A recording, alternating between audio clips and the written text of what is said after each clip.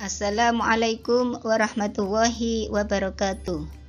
Hai anak-anak hebat Matsa Surba, berjumpa kembali di kanal YouTube MTS Surya Buana bersama Budawi Faiza dalam mata pelajaran Ilmu Pengetahuan Alam, yang pada kesempatan ini kita akan membicarakan materi sistem ekskresi bagian 1.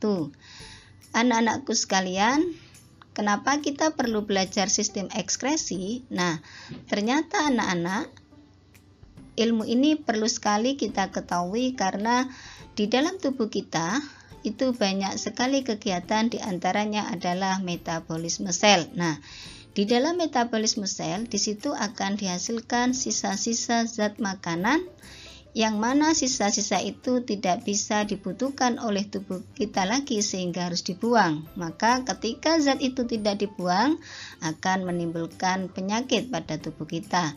Inilah anak-anakku sekalian pentingnya kita belajar sistem ekskresi pada pertemuan kali ini. Nah, anak-anakku sekalian, di dalam bab sistem ekskresi nanti ada beberapa hal yang perlu kalian ketahui. Di antaranya adalah yang pertama, kalian nanti bisa mengidentifikasi organ-organ penyusun sistem ekskresi pada manusia, kemudian bisa mengidentifikasi bagian organ struktur ginjal. Yang ketiga, menjelaskan fungsi masing-masing bagian penyusun ginjal. Yang keempat, bisa menyebutkan hasil ekskresi pada ginjal. Kemudian yang kelima, bisa menjelaskan mekanisme pembentukan urin. Yang keenam, bisa menyebutkan gangguan atau penyakit pada organ ginjal. Dan yang terakhir, bisa menganalisis gangguan yang terjadi pada ginjal. Nah, ini anak-anak ada 7 tujuan dalam pembelajaran kita kali ini. Nah, berikutnya anak-anak tentang sistem ekskresi pada manusia. Di dalam sistem ekskresi pada manusia, ini ada beberapa organ yang terlibat nanti di dalam mengeluarkan zat sisa dari tubuh kita. Karena memang zat sisa yang dikeluarkan itu berbeda-beda, sehingga organnya pun juga Allah ciptakan dalam bentuk yang berbeda. Yang pertama ada organ ginjal ini ya. Jadi ada ginjal seperti gambar kacang, sepasang ginjal, ada 2 dalam tubuh kita. Nah, ginjal ini nanti akan mengeluarkan urin anak-anak. Kemudian yang kedua ada organ kulit. Nah, kulit ini mengeluarkan keringat yang sudah kita rasakan pada saat kita selesai melakukan apa? Melakukan aktivitas olahraga, kemudian habis makan yang pedas itu biasanya berkeringat ya. Nah, kemudian paru-paru. Nah, paru-paru ini sudah kita bahas di pertemuan sebelumnya, yaitu terlibat dalam sistem pernafasan atau respirasi. Kemudian kita tahu di dalam sistem pernapasan ada zat sisa yang tidak dibutuhkan oleh tubuh kita, yaitu apa? Yaitu CO2 atau karbon dioksida dan uap air. Nah, ini dikeluarkan oleh paru-paru.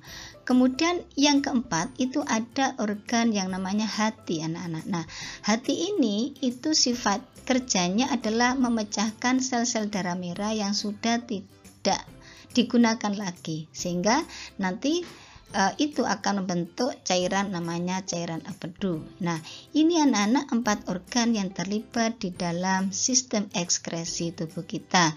Namun di dalam pertemuan bab sistem ekskresi nanti hanya 3 yang kita pelajari, yaitu ginjal, kulit, dan hati. Karena untuk paru-paru sudah dijelaskan pada pembahasan sistem pernafasan atau yang kita pelajari di 2 minggu sebelumnya tentang respirasi. Nah, ini anak-anak organ pertama yaitu ginjal ya.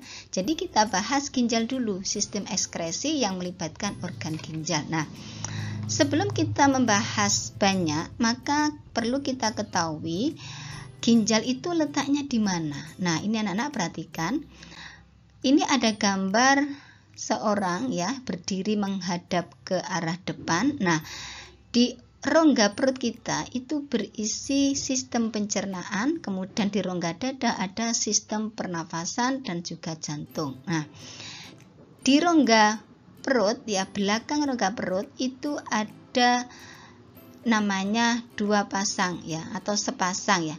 Dua tapi di sini sepasang, yaitu sepasang ginjal. Ya, ini letaknya di bagian belakang sistem pencernaan kita, di atas pinggang, mendekati tulang belakang, sehingga anak-anak kalau kita ada gangguan pada ginjal maka terasa sakit di pinggang kita. Nah, ini anak-anak posisi ginjal di tubuh kita, yaitu di belakang sistem pencernaan kita ini ya. Nah, kemudian kalau Bu Dewi perbesar, Bu Dewi ambil satu dan Bu Dewi iris, maka akan tampak seperti ini ya, seperti kacang, kemudian ada tangkainya ini ya. Nah, ini anak-anak kalau kemudian Bu Dewi jelaskan, ginjal ini tersusun atas bagian yang paling tepi, ini disebut dengan korteks renalis ya. Jadi ini adalah korteks ya. Nah, kemudian yang seperti mangkok bentuk segitiga ini disebut medula ya, ada medula spinalis ini ya anak-anak. Jadi ini kemudian menuju ke arah bawah yang seperti tangkai tadi, ada rongga di sini. Ini disebut dengan pelvis atau rongga ginjal. Nah, ini anak-anak tiga bagian yang terdapat pada ginjal kita. Kemudian anak-anak, kalau Bu Dewi ambil satu ya dari tadi korteks dan medula spinalis ya, korteks renalis, kemudian medula renalis di sini ya. Nah, kalau Bu Dewi ambil satu, kemudian Bu Dewi perbesar ya ini, maka akan tampak bagian-bagian di dalamnya anak-anak ya. Jadi tadi di korteks renalis itu ini terdapat namanya kapsula Bowman ini ya. Nah, nanti ada pembahasan diperbesar lagi. Nah, yang di dalam kapsula Bowman itu ada namanya glomerulus. Kemudian menuju ke medula, di sini ada seperti pipa. Nah, jadi sebelum menuju ke bawah ini ada bentuk seperti pipa keluar dari kapsula Bowman, itu disebut dengan tubulus proksimal. Nah, ini anak-anak, ini tubulus proksimal. Kemudian menuju ke bawah membentuk lengkung, ini namanya lengkung Henle. Kemudian kembali lagi ke arah korteks. Nah, ini di sini ada tubulus distal. Nah, kemudian lanjut seterusnya ada saluran ini. Nah, ini nanti akan menuju pada rongga ginjal atau pelvis. Nah, ini anak-anak bagian dari ginjal tadi kalau diperbesar. Nah, warna merah biru ini apa? Ini adalah pembuluh darah yang membawa darah menuju ke ginjal yang akan disaring itu anak-anak ya. Jadi ada cabang vena, ada cabang arteri. Nah, ini anak-anak ya. Kemudian ini ada tubulus, ada kapsula Bowman, itu kalau diperbesar ya seperti ini gambarnya. Nah, ini ya. Nah, coba perhatikan berikutnya ini. Nah, ini tadi ya. Nah, ini yang ada di dalam korteks dan medula tadi anak-anak. Kalau kemudian Bu Dewi perbesar, yang namanya ini ada tadi ya, kapsula Bowman itu adalah pembungkus yang kalau Bu Dewi sebutkan satu, ini semuanya disebut dengan badan Malpighi. Nah, berarti badan Malpighi itu di dalamnya ada glomerulus, kemudian ada kapsula Bowman. Nah, ini anak-anak ya, ada glomerulus, ada kapsula Bowman sebagai pembungkusnya. Kemudian ada saluran ini tadi. Nah, saluran tadi ini menuju ke tubulus proksimal. Ini anak-anak ya, tubulus proksimal. Kemudian saluran ini menuju ke bawah disebut lengkung Henle, kemudian naik melengkung-lengkung ke atas tubulus proksimal, dilanjutkan sampai seperti tangkai ini nanti menuju ke rongga ginjal. Anak-anak tentang proses pembuatan urin ya. Nah, pada proses pembuatan urin ini ada beberapa tahap. Yang pertama adalah tahap filtrasi. Nah, anak-anakku sekalian, pada tahap filtrasi ini terjadi di glomerulus. Nah, glomerulus ini tadi kan ada di dalam kapsula Bowman. Nah, kapsula Bowman ini lapisan yang melindunginya anak-anak ya. Nah, glomerulus ini nanti akan berperan sebagai penyaring. Jadi ketika ada darah yang masuk melalui pembuluh arteri ini ya, afren yang menuju ke glomerulus, maka menyebabkan tekanan darah di dalam glomerulus ini menjadi tinggi. Ketika tekanan darah tinggi, maka zat-zat yang ukurannya sangat kecil itu bisa keluar dari glomerulus melalui lapisan pembuluhnya ya, sehingga bisa menembus melalui pori-porinya. Nah, kira-kira zat apa saja? Nah, zat-zat yang keluar ya dari pembuluh kapiler yang ada di glomerulus itu diantaranya ada air, ada glukosa, ada bilirubin, ada urea, ada ion-ion lain. Nah, ini anak-anak, jadi filtrasi itu terjadi di glomerulus ya. Nah, tadi ini zatnya ada urobilin atau bilirubin, urea, glukosa, air, asam amino, dan ion-ion. Ionnya berupa ion kalsium, kalium, natrium, dan klor. Nah, apakah semua zat ini nanti akan dibuang dari tubuh kita atau masih ada yang dibutuhkan oleh tubuh kita? Nah, zat yang sudah keluar dari glomerulus ini disebut filtrat anak-anak. Ya. Kemudian zat ini nanti ditampung di mana? Di kapsula Bowman ini ya. Jadi ditampung sementara di sini sebelum dialirkan ke tubulus ini. Nah, ini kan ada saluran. Nah, filtrat yang tertampung di sini ini disebut urin primer. Nih anak-anak ya. Jadi disebut apa? Urin primer. Maka pada tahapan filtrasi kemudian terjadi di glomerulus, hasilnya disebut urin primer. Kenapa disebut urin primer? Karena zat sisa atau hasil filtrat yang dihasilkan semuanya ini nanti masih ada yang dibutuhkan oleh tubuh kita, sehingga disebut urin primer ya. Zatnya tidak dibuang semuanya. Ini anak-anak perlu diperhatikan. Jadi nanti setelah dari kapsula Bowman akan dibawa kemana? Nah, ini selanjutnya ya. Dari kapsula Bowman tadi tertampung di dalamnya zat-zat sisa tadi. Karena masih ada yang dibutuhkan oleh tubuh, maka zat-zat yang masuk lewat saluran tubulus proksimal ini kemudian direabsorpsi atau diserap kembali. Nah, di sini anak-anak. Jadi, tahapan pembuatan urin yang kedua itu adalah tahap reabsorpsi, ya, tahapan penyerapan kembali. Nah, jadi ini terjadi di mana? Di tubulus proksimal. Nah, ini tadi ya. Apa kira-kira yang diserap kembali? Ya, tadi ini zat-zat yang masih dibutuhkan oleh tubuh kita, ya.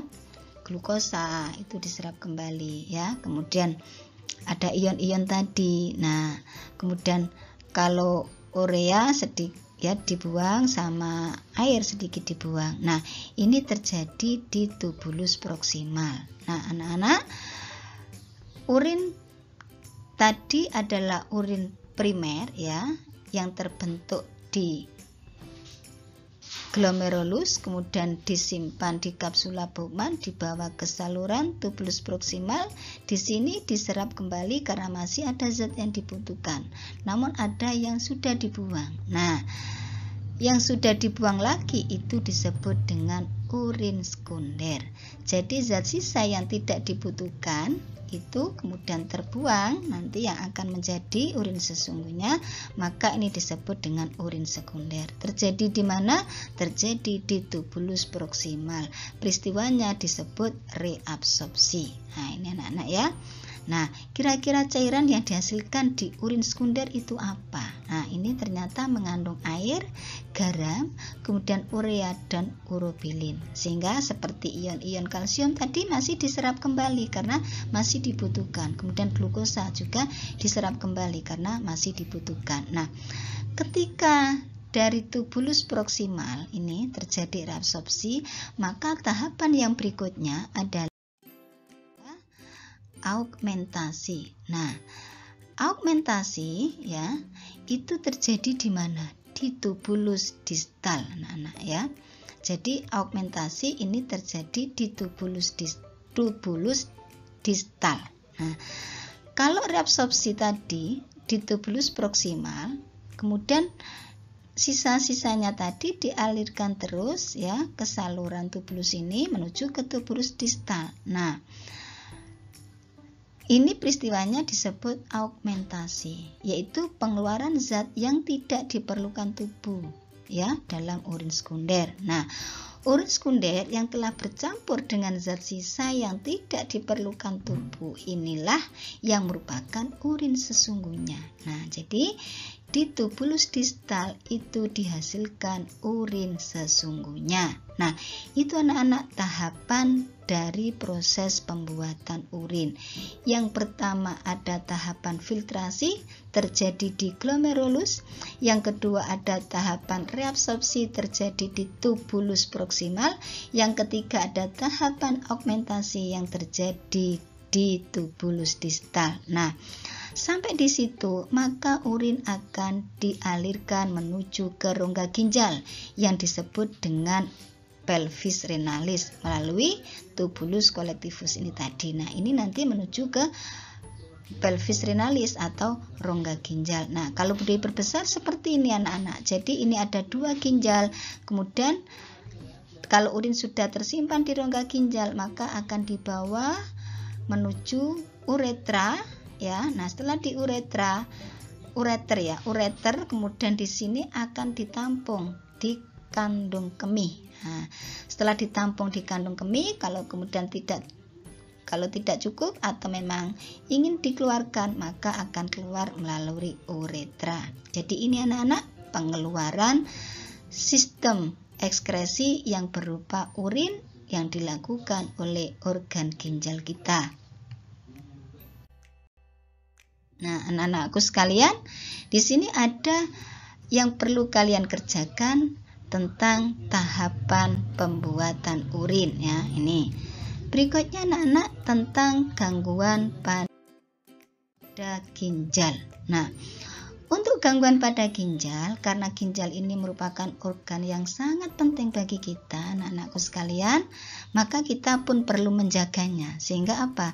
Sehingga tidak ada racun yang mengendap di dalam tubuh kita. Kalau sampai ada racun yang mengendap dalam tubuh kita, maka kita akan mudah lelah. Sehingga penting sekali kita menjaga organ ginjal kita. Nah, kira-kira gangguan apa saja yang terjadi pada ginjal? Ini ada yang disebut dengan nefritis anak-anak ya.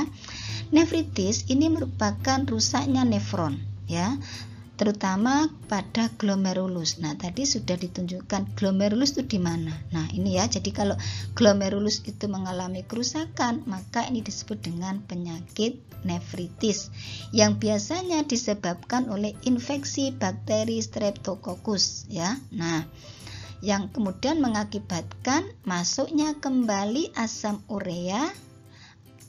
urat ke pembuluh darah. Nah, sehingga itu tidak terbuang, padahal harusnya terbuang anak-anak.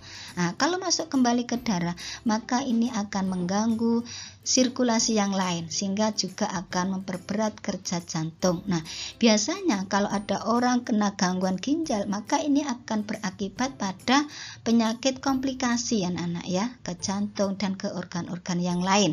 Karena apa? Karena sisa yang seharusnya terbuang itu tidak bisa dibuang. Berikutnya ada yang namanya batu ginjal.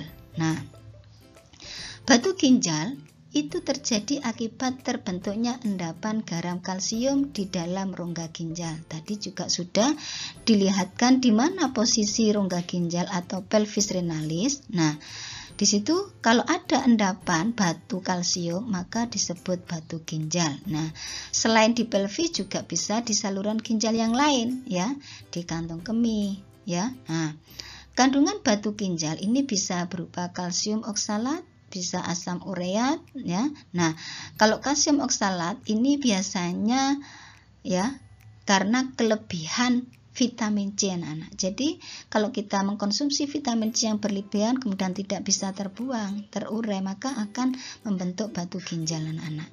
Berikutnya albuminuria. Nah, albuminuria ini adalah merupakan penyakit akibat adanya kerusakan pada glomerulus. Nah, kok sama dengan nefritis? Nah, Ini anak-anak ya. Nah, kalau albuminuria itu bukan disebabkan oleh infeksi bakteri. Kalau nefritis tadi infeksi bakteri, tapi kalau glomerulus, kalau albuminuria itu disebabkan karena adanya endapan protein. Nah, sehingga ini albuminuria itu mengakibatkan kurangnya asupan air di dalam tubuh sehingga memperbanyak kerja ginjal. Nah, ini disebabkan oleh apa? Disebabkan oleh banyaknya kita terlalu mengkonsumsi protein, kalsium dan juga vitamin C yang kemudian dapat membuat glomerulus harus bekerja lebih keras sehingga meningkatkan risiko kerusakannya. Nah, biasanya anak-anak albuminuria ini ditandai urinnya itu mengandung protein karena kebanyakan protein anak-anak. Nah, ini ya gambar glomerulus yang terinfeksi bakteri Streptococcus anak-anak ya. Jadi ada seperti lendir-lendir nempel di ini medula di korteks ya. Nah, kemudian ini ada batu ginjal di rongga ginjal anak-anak. Ini tadi. Nah, ini anak-anak beberapa hal yang bisa disampaikan tentang gangguan pada ginjal. Nah, untuk berikutnya anak-anak bisa mencari ya gangguan ginjal yang lain, banyak sekali, tidak hanya 3. Nah, itu tambahan dari tugas yang tadi selain tahapan pembuatan urin. Demikian anak-anak yang dapat Bu Dewi sampaikan terkait dengan sistem ekskresi pada organ ginjal. Semoga bisa dimengerti, bisa dipahami, dan kita bisa menjaga organ ginjal kita karena memang itu sangat diperlukan dalam kehidupan kita. Ihdinas siratal mustaqim. Wassalamualaikum warahmatullahi wabarakatuh.